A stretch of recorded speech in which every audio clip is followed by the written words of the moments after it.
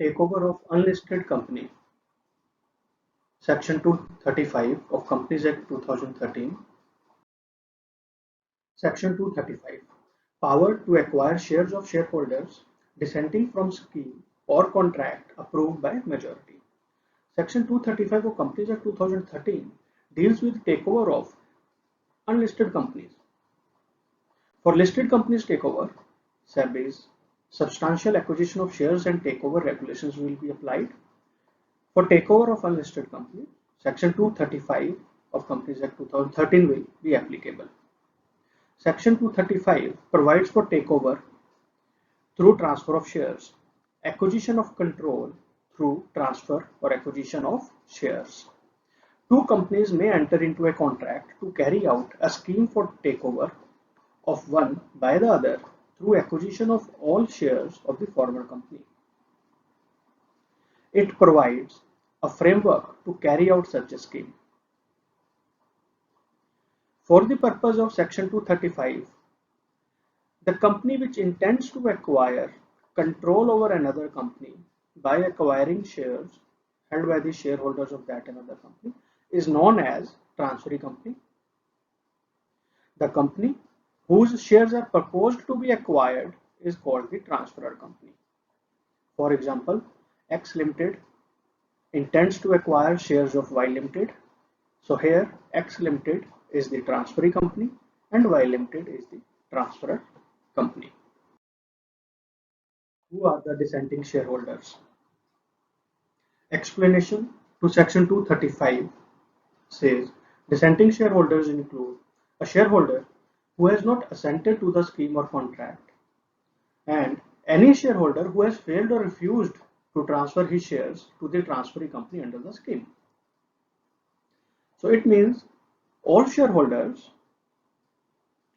who have either failed or refused to transfer or has not assented to the scheme. All those shareholders are the dissenting shareholders. Scheme or contract. There must be a scheme or contract involving the transfer of shares or any class of shares in a company.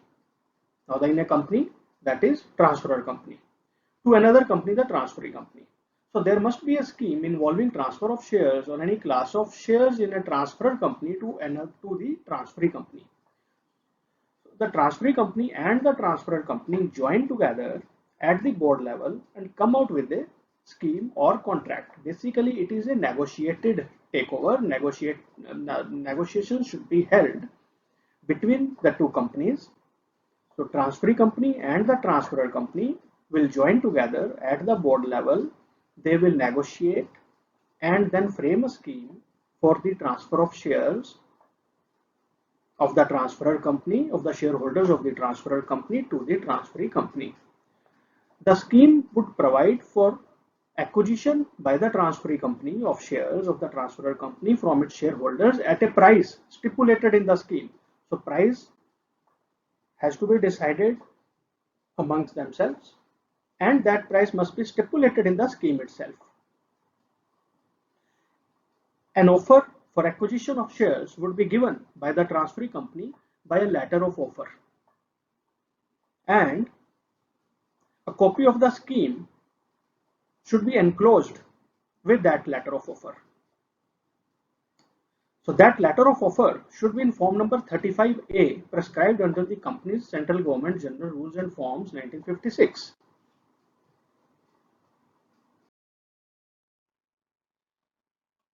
So the approval of the scheme by the holders of not less than 9/10 in value of the shares. Where the scheme has been approved by the holder, so scheme will be approved by the holders of not less than 9/10 in value of the shares. Minimum 90% in value. Shareholders will approve the scheme. Shareholders of transferor company has to approve the scheme, minimum 90%. So where the scheme has been approved by the holders of not less than 9/10 in value of the shares of the transferor company whose transfer is involved within 4 months after making an offer in that behalf by the transferee company. The transferee company may give notice to any dissenting shareholder that it desires to acquire his shares. Now, first of all, that scheme has to be approved by the holders of not less than 9/10 in value of the shares, minimum 90%, 90% or more.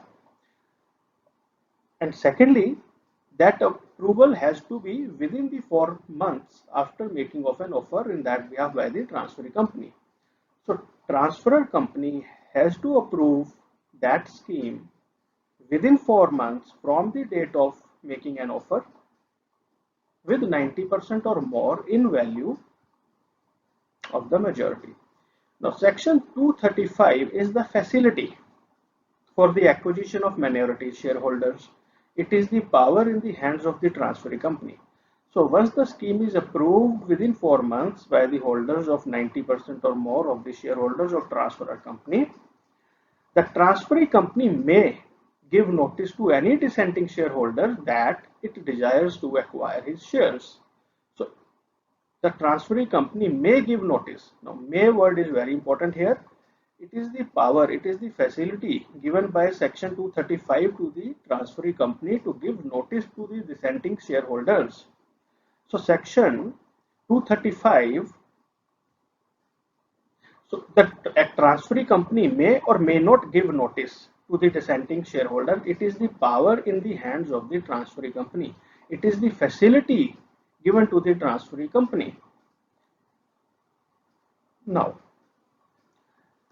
next, section 235 will not always be applied in case of takeover of unlisted company. In case of takeover of unlisted company, section 35 root will always not be applied. It applies only in a case when a transferee company wants to make a transferor company as its wholly owned subsidiary company and holders of 90% or more in value of shares have given their assent but not 100% shareholders. So when transferee company wants to make transferor company as its wholly owned subsidiary company, but 100% shareholders haven't given their assent to the proposal, holders of 90% or more in value of the shares have given their assent. Now take a case where holders of 100% in value of shares have given their assent to the scheme. Then what would happen? So then there would not be any dissenting shareholders and section 235 would not be applicable. Transferee company doesn't have to go through the route of 235. So in another case, say a transferee company wants to acquire control over transferor company by acquisition of shares but does not want to make it wholly owned, its wholly owned subsidiary. Say transferee company acquires 76% shares in the transferor company and acquires control. Section 235 will not apply in this case too. So section 235 applies in a particular situation of takeover of unlisted company. Now the constitutional validity has been decided in the case of S. Viswanathan versus East India Distilleries and Sugar Factories Limited. It has been held that the power of the to acquire the shares of dissenting minority of the shareholders is not ultra vires the Constitution of India.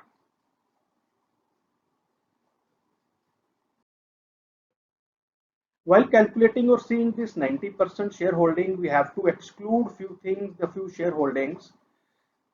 The shares held by, already held by the transferee company or nominee of the transferee company or subsidiary of the transferee company. The shares already held by these three, the transferee company or nominee of the transferee company or subsidiary of the transferee company.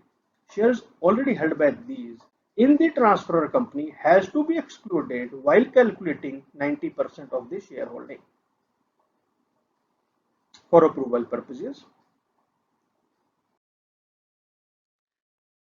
The scheme must be approved by the shareholders of transferor company within 4 months after making an offer in that behalf by the transferee company.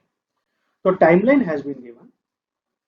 The scheme must be approved within 4 months.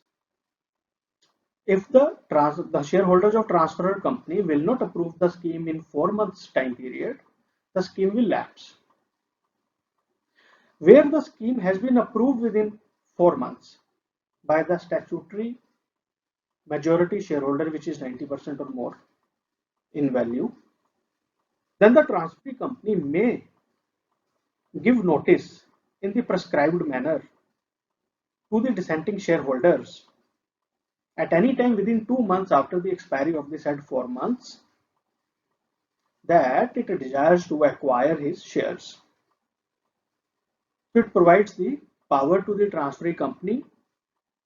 It may give notice. It also provides the timelines for giving notice, which is 2 months after the expiry of the said 4 months. If transferee company wants to exercise the right, it has to exercise the right within a 2 months time frame. If it does not exercise the right within 2 months, it will lapse. The transferee company may give notice to the dissenting shareholders in Form CAA 14, and Form CAA 14 also requires few disclosures to be made to the dissenting shareholders. Time limit of 4 months. Now, say, take an example. What will happen in a case where the scheme has been approved by the shareholders of transferor company at the end of second month or second week of third month, that is before the expiry of the 4 months. So do we need to wait for the expiry of the 4 months period to give notice to the dissenting shareholders? Let's see. In a case Western Manufacturing Leading Limited, the expression within 4 months after the making of the offer has been held to mean not a fixed period of 4 months to the end of which the offer must remain open, but a maximum period during which the approval of the offer by the holders of not less than 9/10 in value of the shares must occur. Therefore, the right of the transferee company to serve notice to acquire the shares of a dissentient shareholder in the transferor company need not be postponed until after the expiry of the 4 months period. Section 235 gives power to the transferee company, as we discussed earlier. The transferee company may or may not give notice to the dissenting shareholders of the transferor company. However, if it gives notice, it is binding on all the shareholders. It is dissenting minority shareholders are bound, and it is also binding on the transferee company unless the tribunal orders otherwise. That is, the scheme shall not be binding on all the shareholders. Dissenting shareholders' right to apply to tribunal. Here, tribunal means National Company Law Tribunal. Any dissenting shareholder may apply to the tribunal, may file an application to the tribunal to seek an order to the effect that the scheme shall not be binding on him despite the fact that it has been accepted by, approved by 90% or more shareholders of the transfer company.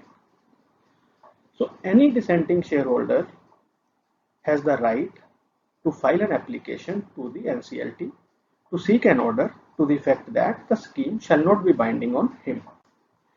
Application by the dissenting shareholder shall be made to the tribunal within 1 month from the date on which the notice was given.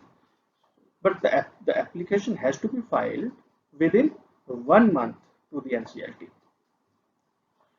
On such application, tribunal may pass an order, either order that the scheme shall not be binding on the dissenting shareholders, or that the scheme shall be binding on the shareholders. Leela Mahajan versus T. Staines and Company Limited. Tribunal may dismiss the application for the dissenting shareholder, in which case the transferee company will be entitled and also bound to acquire the shares as per the terms of the offer. Alternatively, court can also allow the application, in which case the transferee company will not be entitled to acquire the shares of the dissenting shareholders. The court will not go further and determine the fair value of the shares of the dissenting shareholders. So, as that would amount to making a contract for the parties which they haven't made for themselves. What does it mean? Court may pass order or shall pass order that the scheme shall not be binding or it shall be binding. But court will not go any further and determine the fair value of the shares of the dissenting shareholders. Okay. Now, we will see the registration of transfer of shares. If the transferee company has given a notice, there may occur any of the three following events. The first one is the dissenting shareholder has not applied to the tribunal within 1 month. Second scenario would be the application, though made within time, has been dismissed by the tribunal. And the third case, the application has been upheld and order has been passed by the tribunal.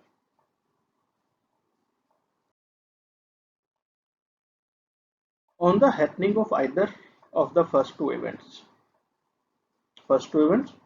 either they haven't filed any application or application was filed but dismissed by the tribunal. So in either of these these two events, at the expiry of the 1 month period from the date on which the notice has been served or given, or in the third scenario where the application has been filed and upheld by the tribunal. So if the application is pending at the expiry of the period of 1 month, so at that time when the application shall be disposed of. So again we'll see at the end of the expiry of 1 month, or if the application is pending at the expiry of 1 month, then at the time when the application shall be disposed of by the tribunal at that time.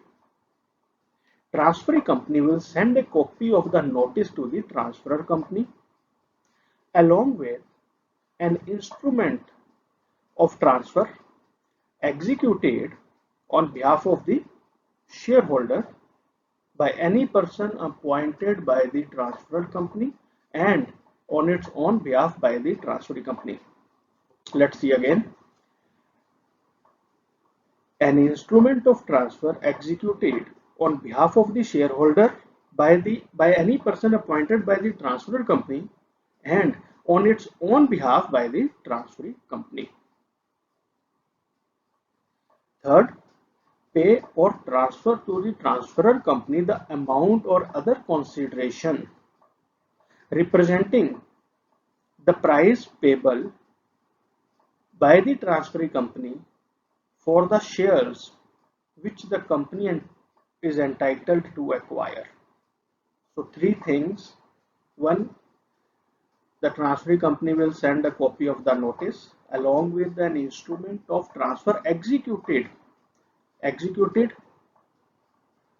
first on behalf of the dissenting shareholders, executed by any person appointed by the transferor company or on its own behalf by the transferee company. Third, pay or transfer to the transferor company amount or other consideration representing the price payable by the transferee company for the shares which the company is entitled to acquire. On receipt of the documents, the transferor company shall register the transferee company as the holders of those shares, and after registration within 1 month from the date of such a registration, inform the dissenting shareholders of the fact of such a registration and the receipt of the amount or other consideration representing the price payable to them by the transferee company.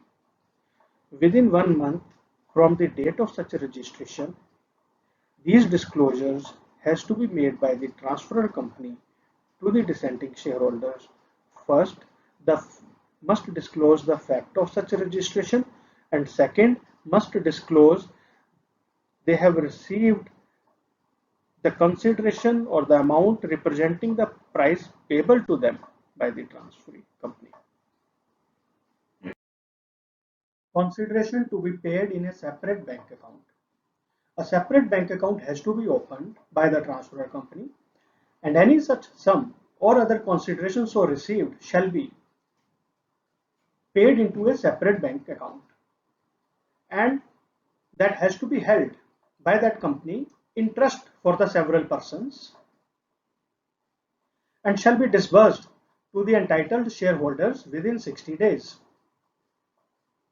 A separate bank account has to be opened. The sum has to be paid into that separate bank account, shall be held in trust for the several persons, and shall be disbursed within 60 days. Section 265 is over here. Now section 235 is over here. Section 236. We will read plainly to section 236 first.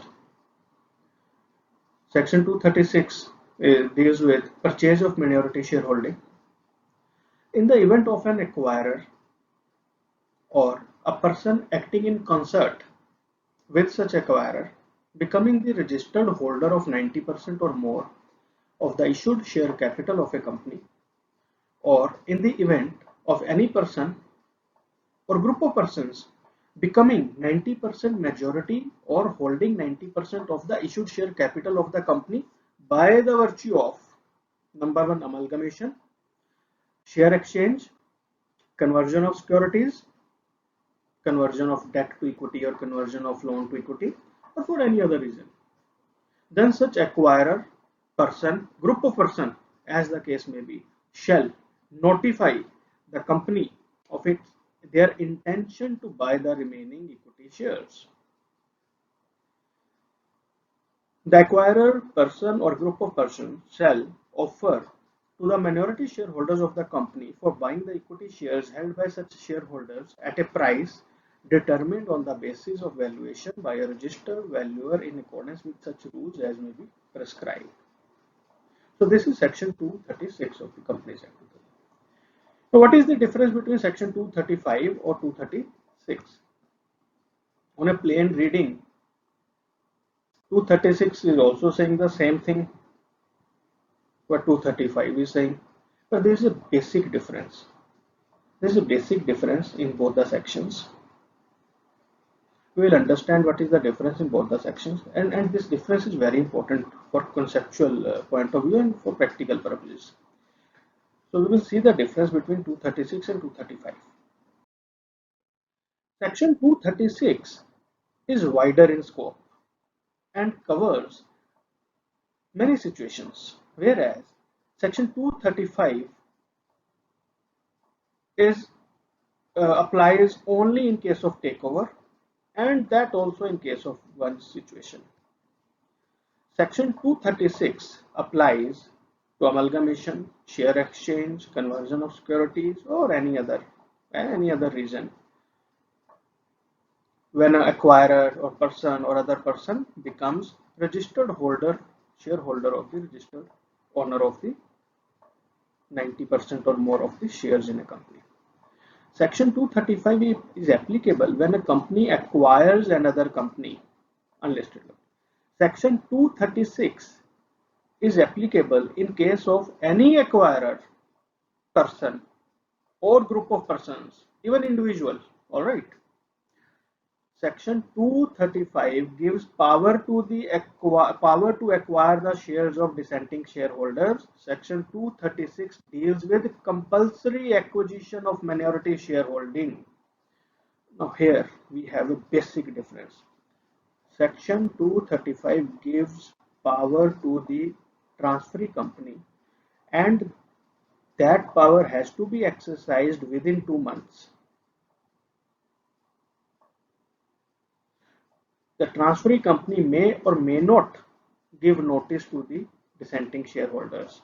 But once the transferee company gives notice to the dissenting shareholders, the transferee company as well as the dissenting shareholders both are bound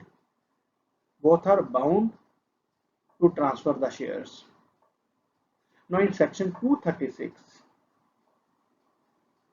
makes it compulsory, makes it mandatory for the transferee company or the acquirer, not transferee company, the acquirer or any person or group of persons, make it compulsory for them to acquire the shares of minority shareholders, and here the minority shareholders are not bound to transfer their shares. They may choose to remain the minority shareholders of that company.